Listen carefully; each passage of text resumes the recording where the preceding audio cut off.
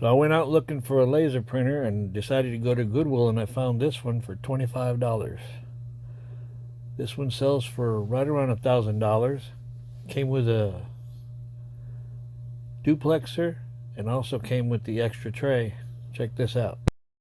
Well, today I went out and got me a HP LaserJet P4015N, which means it's a network printer.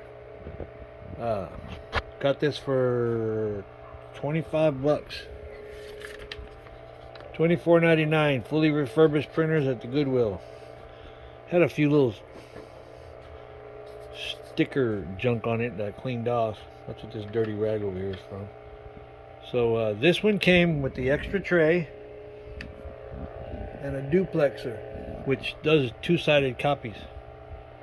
The duplexer is about $150 to $200, and the extra tray down here is like another $70. But the printer, just from here up, lists for right about $900 to $1,200. I done good. Thanks for watching. Like, subscribe, and send me a dollar.